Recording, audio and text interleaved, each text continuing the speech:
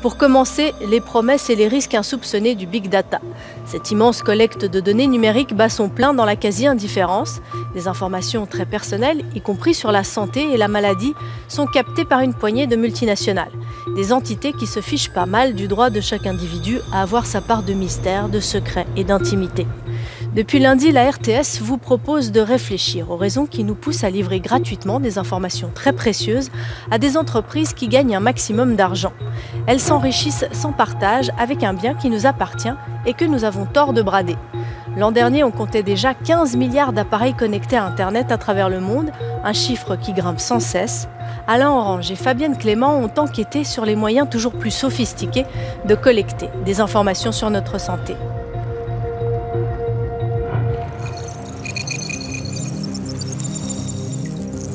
Des milliards d'individus connectés en permanence. Tablettes, smartphones et Wi-Fi nous permettent aujourd'hui de surfer, chatter ou acheter sur Internet à toute heure et en tout lieu.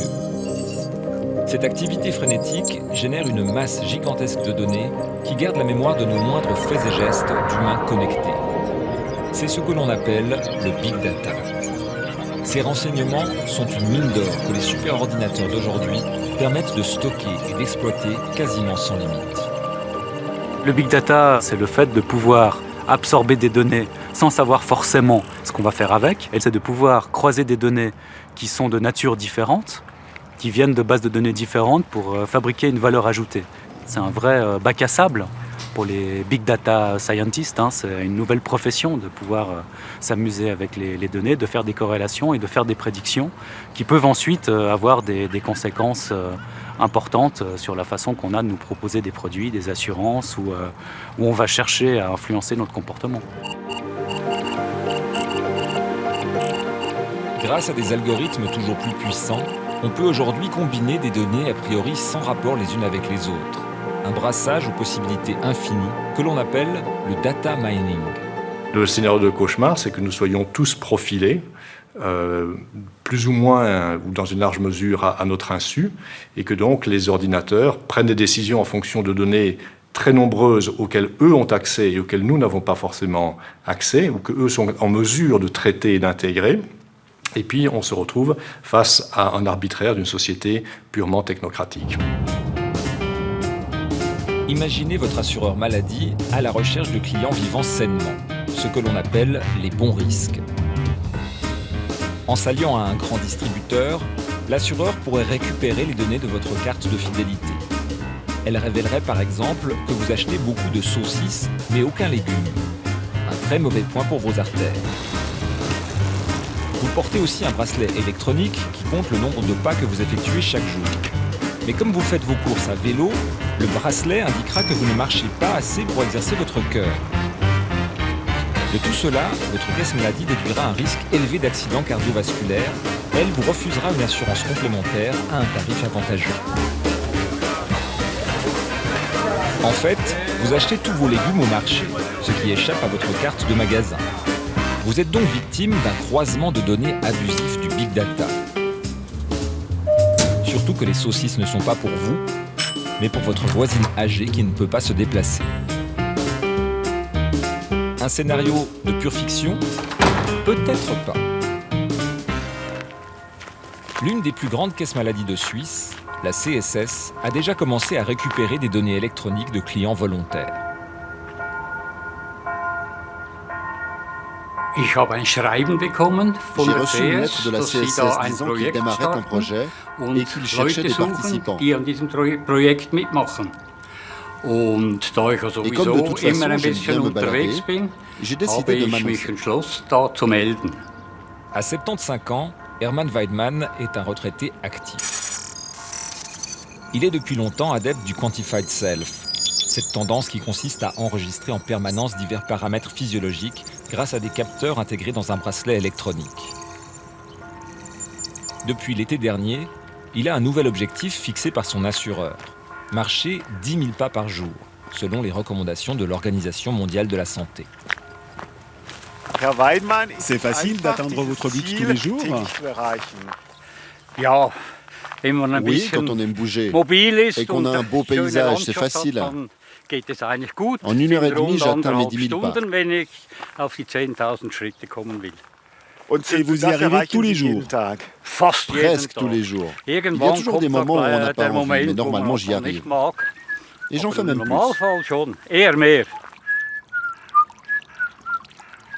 Ces données sont transmises toutes les 24 heures au site internet de l'assurance où M. Weidmann les consulte régulièrement. Là, je regarde mes données pour le mois actuel, avec la moyenne du nombre de pas. Maintenant, je synchronise tout ça avec mon bracelet Fitbit. Et ensuite, je peux afficher un tableau comparatif des données journalières. Pour chaque jour où l'objectif a été atteint, M. Weidmann reçoit les félicitations de son assureur. Vous devez parfois compléter le soir? Oui. Et qu'est-ce que vous faites? Je fais un moment sur le tapis roulant pour rajouter quelques kilomètres. Toutes ces données, enregistrées depuis l'été dernier, restent stockées sur le site de l'assureur. Pas de quoi inquiéter notre volontaire. Ça m'est complètement égal. Aujourd'hui, tout est enregistré partout et ensuite exploité. On est contrôlé et je n'y vois pas de problème. Celui qui ne fait rien de mal, il peut se laisser enregistrer et observer tranquillement. M. Weidmann n'est pas le seul à faire confiance à son assurance. Pour ce projet, la CSS a trouvé 2000 volontaires. Un succès qui semble presque surprendre l'assureur. C'était l'une de nos préoccupations durant la mise en place du projet. Nos clients sont-ils vraiment prêts à nous transmettre leurs données? Nous avons vu que oui, ils ont assez confiance en nous pour le faire. Ils sont convaincus que nous utilisons ces données à leur avantage, mais ils veulent aussi recevoir quelque chose en échange. Cela peut prendre différentes formes. Il y a des avantages financiers, mais aussi un style de vie plus sain. Car dans ce modèle, c'est donnant-donnant. Le client qui accepte de livrer ses données reçoit chaque mois en échange un crédit de 10 francs qu'il peut utiliser par exemple pour payer sa prime. Mais attention, il faut y mettre du sien. Die 10 Franken, die bekommt man, wenn man im Monatsdurchschnitt 10.000 Schritte macht. Sprich, wenn man an einem Tag die 10.000 Schritte nicht erreicht, aber an einem anderen 20.000 macht, dann hat man den Durchschnitt sicherlich auch wieder erreicht und bekommt die 10 Franken. Wenn man nun aber nur 7.500 Schritte im Durchschnitt macht, dann bekommt man immer noch 5 Franken. Und alles, was darunter ist, wird in dem Sinne nicht durch eine Gutschrift belohnt und was darüber ist, in dem Sinne auch nicht. Also. Ce projet pilote, le premier du genre en Suisse, s'est révélé un succès. La CSS est bien décidée à l'exploiter. Nous allons introduire une offre régulière avec un autre système de récompense. Et ça fonctionnera comment? Nous y travaillons encore, nous le lancerons au début de l'été et à ce moment-là, nous pourrons en dire plus. D'après le questionnaire qu'on a reçu à la fin de la phase pilote, ils ont l'intention d'enregistrer aussi d'autres données qui permettront d'obtenir de nouveaux rabais de primes. Et quelle sorte de données? Je crois qu'il y a des catégories comme la nutrition, le poids. Ce seraient des données qu'on transmettrait à la CSS. Et ensuite, si ces données sont en ordre et qu'on atteint son objectif, on reçoit une récompense. Des primes différentes en fonction du comportement, comme si notre santé était une simple question de bonne volonté. De telles offres sont pour l'instant limitées aux assurances complémentaires, car la loi interdit de les étendre à l'assurance de base. Mais les mentalités évoluent.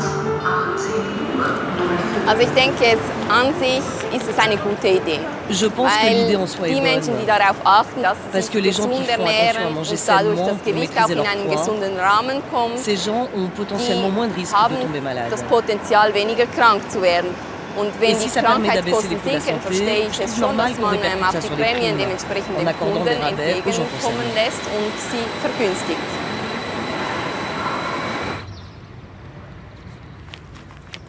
Il y a une dizaine d'années, ce genre de pratique aurait certainement choqué la plupart de la population.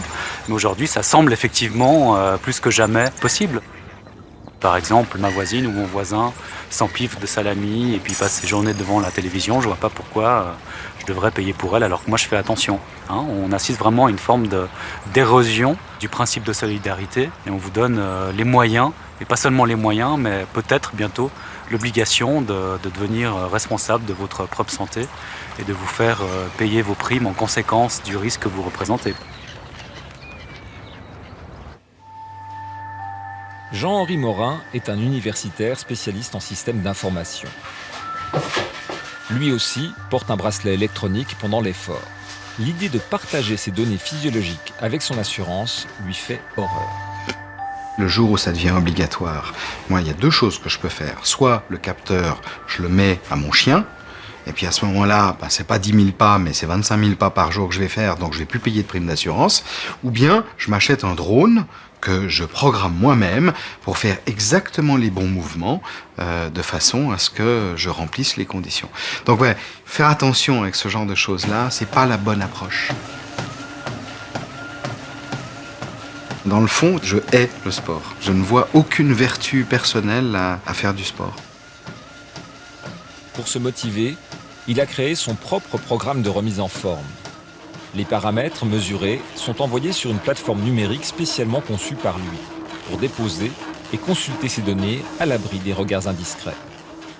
Là, j'ai fait comme activité biking pendant 30 minutes.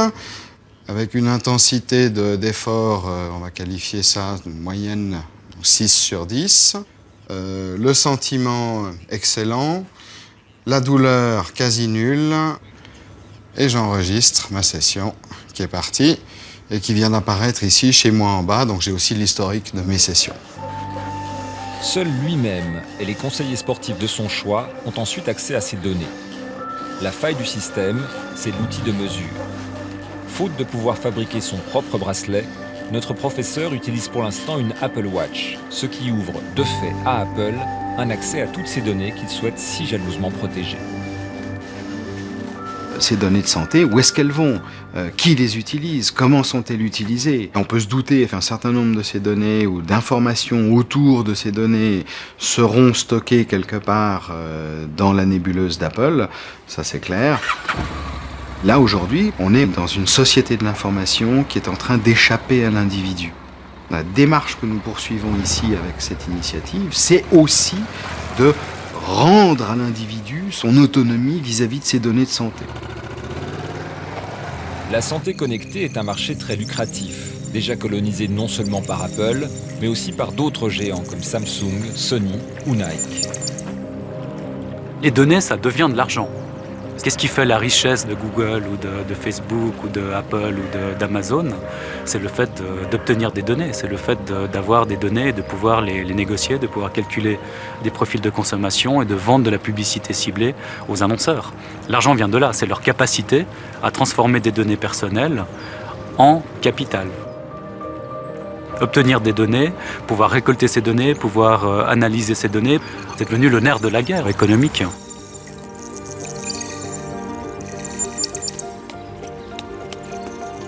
Une guerre économique qui prend la médecine de vitesse, elle qui n'a pas encore réussi, par exemple, à imposer un dossier informatisé du patient vraiment sécurisé.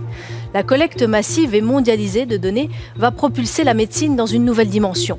Le data mining consiste à interroger directement des bases de données via des algorithmes et des modèles de recherche. Ça permettra des études cliniques à l'échelle du globe. Croiser ces informations permet de déterminer les liens entre des individus ou des populations, leurs caractéristiques, leurs habitudes, leurs lieux de vie et des maladies. Un exemple, le Cancer Genome Atlas qui rassemble et compare les caractéristiques génétiques de milliers de tumeurs. Une gigantesque base de données publique enrichie à l'échelle mondiale et en open source. Avec ses 900 000 serveurs et son armée d'informaticiens, Google constitue aussi des bases de données biomédicales. Sauf que là, personne ne connaît les protocoles, les logiques, les logiciels, ni même d'ailleurs les buts précis. Google, Apple, Facebook et les autres ne partagent pas ces informations. Que faire alors quand on nous propose de séquencer notre génome ou celui de nos enfants? Dire non et se priver de possibles thérapies? Dire oui, mais alors comment savoir où vont ces données? Comment rester propriétaire de son identité génétique? Car une fois livrées, ces informations nous échappent pour toujours. Il est quasi impossible de les récupérer et de les effacer.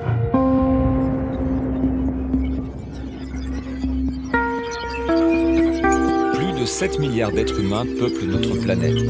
Et chacun d'eux renferme dans l'ADN de ses cellules un code unique dont la transcription donne un texte aussi long que 1000 Bibles. Il s'agit du génome. Il n'est composé que de 4 lettres, A, C, G et T. Mais il détermine toute notre hérédité personnelle.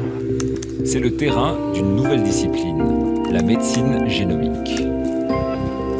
Ces recherches font naître de nouvelles entreprises comme Sophia Genetics, une start-up issue de l'EPFL en 2011 et qui travaille aujourd'hui avec 140 hôpitaux à travers le monde.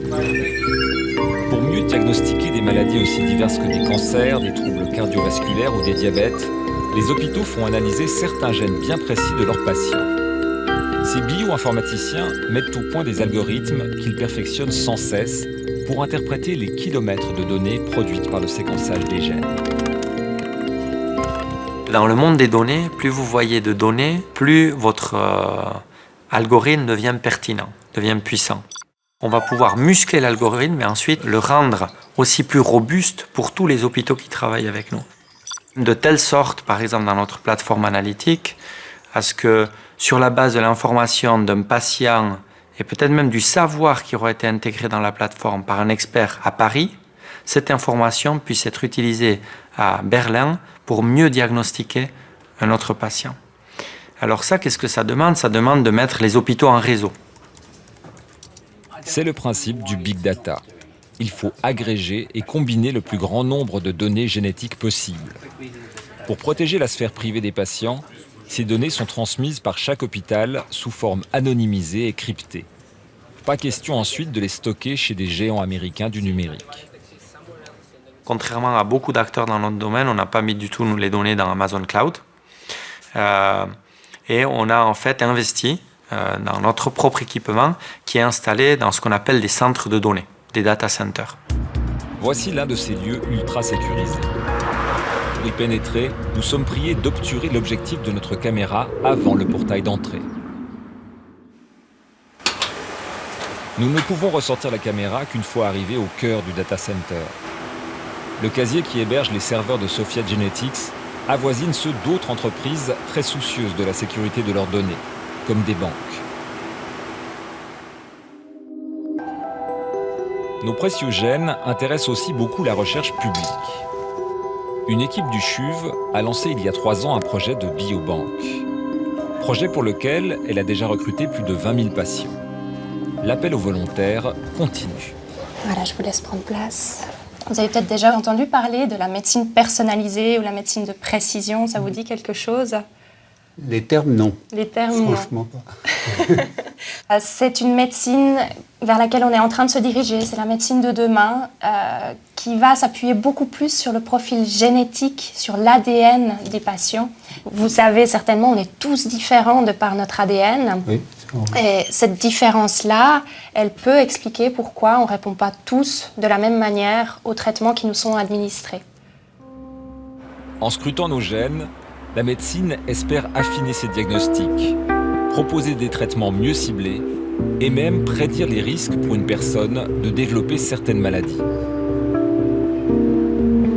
On sait que pour les maladies communes, la contribution du génome, c'est à peu près 50%, l'environnement, c'est 50%. Donc il nous faut comprendre les interactions entre les deux. Et les génomes suisse-romands sont différents des génomes américains, mais l'environnement suisse-romand est aussi différent de l'environnement américain. Autrement dit, il nous faut construire nos propres connaissances. Et c'est une leçon pour nous d'humilité, c'est qu'on ne connaît presque rien sur ce génome. On a tout à apprendre, on a tout à construire. Et on veut participer à cette construction. 23 000 échantillons de sang ont déjà été collectés. Ils seront la source d'autant de séquençages complets du génome mis à la disposition de chercheurs de tous horizons pour des projets encore non définis. Alors, si vous êtes d'accord, je vous propose qu'on regarde ensemble le formulaire lui-même, le formulaire de consentement. Je consens à l'utilisation à des fins de recherche de mes échantillons et données, y compris génétiques, sous forme codée. Oui. Oui, non. Claire. Alors, je vous donne. Le patient donne son accord une fois pour toutes en signant un formulaire dit de consentement général. S'il désire un jour se retirer du projet, il devra en faire lui-même la demande. Autre décision importante. Que faire si on découvre dans son génome des mutations qui lui font courir le risque de maladies graves ? 4 patients sur 5 préfèrent être mis au courant. Bon, pourquoi pas? Ce qui sera embêtant, c'est qu'on m'annonce quelque chose d'ultra grave et tout ça, mais encore.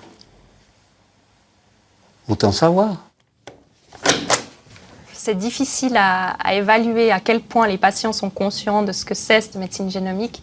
Ils ont juste envie de faire avancer cette recherche, envie que ça puisse aider les générations futures. En tout cas, on a peu de questions à ce sujet. À vous de même. Merci beaucoup, monsieur Merci, Lévy. madame. Je vous raccompagne. Merci. En fait, tu sais, je fais ce projet sur... Difficile de saisir les conséquences concrètes d'un diagnostic génétique tant qu'on ne l'a pas vécu dans sa chair.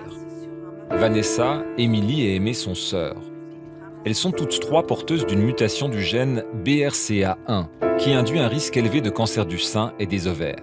Cette réalité a inspiré à Aimée un travail photographique avec d'autres femmes concernées. On retrouve après le style photographique. Mon projet, il s'appelle « Je suis mutante ». Parce que justement, dans certains pays comme en France, ils nous appellent les mutés ou les mutantes. Et j'ai envie de montrer aux gens qu'on n'est pas juste une maladie, ou pas juste un gène défectueux, on est des femmes et on est là. Il y a 10 ans, Vanessa a été la première à déclarer un cancer du sein. Puis, un test génétique a confirmé la nécessité d'une ablation préventive des ovaires. À 31 ans, on a encore toute sa vie devant soi, on a encore envie d'avoir des enfants. On s'imagine pas du tout devoir aller se faire enlever les ovaires juste par mode de prévention. C'est quelque chose qui semble complètement impossible à cet âge-là. Émilie a fait le test génétique juste après Vanessa. Il s'est avéré également positif, avec des conséquences immédiates sur son couple. C'est le premier truc que j'ai dit. J'ai dit, on se quitte, tu veux pas être avec quelqu'un qui a un défaut, entre guillemets. Et puis après, on a beaucoup discuté. Puis voilà, j'ai eu un enfant 6 mois après. et le deuxième très très rapidement après. Parce que moi, j'ai aussi développé donc, le cancer quand mon deuxième avait 1 an. Et par contre, moi, j'ai dû enlever les ovaires et les seins. Tout, en une fois. Ouais. Aimée est la plus jeune. Et pour elle aussi, le test s'est révélé positif. Ce test, elle a pris son temps avant de se décider à l'affronter. Entre la première fois où j'ai été voir l'oncogénétique au HUG, c'était avec ma sœur. Et le jour où j'ai fait le test, il m'a fallu 7 ans. J'ai voulu d'abord faire des enfants, parce que je pense que si j'avais su que j'avais la mutation, j'aurais pas forcément fait des enfants. Et je l'ai fait parce que j'avais fait mes 2 enfants et que j'étais prête psychologiquement d'enlever mes seins si le test s'avérait positif. Faire un test génétique, c'est aussi accepter des conséquences pour sa descendance. J'ai eu 2 enfants et mes 2 enfants peuvent être porteurs du gène. Ils ont 50% de probabilité. Moi, 50% de mon mari de ne pas l'avoir. Et donc, c'est important de savoir pour le suivi plus tard, pour mes enfants, surtout ma fille, parce que elle va être sérieusement contrôlée à partir de l'âge de 18 ans. Les données livrées par notre génome sont donc ultra sensibles. Elles contiennent des informations importantes sur notre santé et celle de nos enfants. Si ces données tombaient en de mauvaises mains, les conséquences pourraient en être terribles. Pour sécuriser ces échantillons, la biobanque du CHUV a prévu pas moins de 3 encodages successifs. Une fois que cet échantillon est centrifugé, il a été annoté par un code-barre, et ce code-barre est spécifique et unique pour le patient qui a signé le consentement pour participer à la biobanque. La clé qui permet de relier le code au nom du patient est sécurisée par les services informatiques du CHUV avec les mêmes standards, si vous voulez, que les données médicales des patients du CHUV. dans un endroit que je ne connais pas, dans un serveur que je ne connais pas et auquel je n'ai pas accès. Un nombre extrêmement limité de personnes a ce code. Une fois extrait des échantillons, le génome complet du patient sera stocké sous une forme cryptée. Il sera conservé pour une durée indéterminée qui pourra aller au-delà de 100 ans. Cette durée pose un problème de sécurité dont personne n'a encore la solution. Il faut que l'encryptage de ces données soit suffisamment robuste pour résister plusieurs décennies, voire au-delà d'un siècle. Si on considère qu'effectivement, il faut aussi protéger la descendance, ce qui est typiquement nécessaire et considéré comme important. Le grand problème, c'est en fait que les ordinateurs progressent énormément, jour après jour, année après année, et donc les puissances de calcul dont on va disposer dans 50 ans sont extrêmement plus élevées que ce qu'on a aujourd'hui. Et donc, on sera capable de casser relativement aisément les codes de 2016. C'est clair qu'il faut absolument trouver des solutions parce qu'aujourd'hui, on arrive à faire des protections qui vont tenir, en gros, disons, de l'ordre de 20 à 30 ans. Il est urgent d'agir, car nos données de santé ont une valeur marchande. Elles s'achètent et se revendent en masse sur un marché noir alimenté par des pirates informatiques. La preuve avec ce site du département américain de la santé. Aux États-Unis, toute entreprise ayant subi un vol important de données médicales est tenue de le déclarer publiquement. Les victimes sont quasi quotidiennes. Ce qui est frappant, c'est l'ampleur du phénomène. C'est-à-dire qu'on voit qu'en moyenne, 2 fois par semaine, il y a une opération de vol de données de santé qui concerne au moins 500 patients. Et dans certains cas, ça peut être des dizaines de milliers, des centaines de milliers, parfois des millions. Le monde de la santé passe dans une phase numérique, mais sans avoir eu le temps de se rendre compte des conséquences que ceci peut avoir en matière de protection des données, et sans avoir nécessairement eu le temps de mettre en place les mécanismes de protection qui viennent avec. En Suisse, le danger est le même. Infomed, un projet de dossier électronique du patient, a été stoppé net l'an dernier en Valais par le préposé à la protection des données. Le site présentait des failles béantes de sécurité. Démonstration avec l'expert, ici à droite, chargé de le tester. Il joue le rôle du pirate. À gauche, un patient victime. Le pirate va profiter d'une fonction appelée « Envoyer à un ami », prévue bien imprudemment par le site. La fonctionnalité permet d'envoyer un message depuis l'identité que l'on choisit, avec un email que l'on choisit, à une victime que l'on peut choisir également. Puis ce que l'on va faire, c'est utiliser ce formulaire pour envoyer un piège à notre victime. L'objet du message, c'est simplement votre dossier Infomed, et puis en spécifiant à notre victime qu'il y a du nouveau à consulter sur son dossier. On envoie le message, et le but du pirate, avec cet envoi de message, ce sera de subtiliser les éléments d'authentification de sa victime. Donc la victime reçoit un message qu'elle ouvre, et au moment où elle clique sur le lien, elle est redirigée vers un site pirate qui est strictement identique au site d'origine, mais au lieu de s'appeler Infomed-VS, c'est Infomed-Valley. Et également, ce site n'est pas sécurisé. On ne voit pas de petit cadenas dans la barre de titre. Donc la victime renseigne son nom d'utilisateur, son mot de passe. Elle clique sur « Recevoir son code SMS ». Pendant ce temps-là, le pirate a reçu le nom d'utilisateur et le mot de passe de la victime. Ces renseignements permettent au pirate d'usurper l'identité du patient pour s'emparer du code SMS. Le dernier rempart de sécurité est tombé. Voilà, il a accès au dossier du patient pour accéder au contenu du dossier médical. On peut voir les derniers documents qui sont ici. On peut imaginer du chantage, on peut également imaginer collecter un maximum d'informations et puis aller démarcher des assurances maladie ou d'autres types de sociétés qui seraient intéressées par ces informations-là, clairement. En résumé, la collecte d'informations est une chance car elle va permettre de mieux prédire et de mieux soigner à l'avenir. Mais c'est un risque aussi. Comment gérer émotionnellement des prédictions toujours plus fines sur nos risques de maladie? Et comment se protéger du piratage? Et que dire de la gourmandise des grosses multinationales qui s'enrichissent sans partage avec des données que nous leur livrons un peu trop facilement?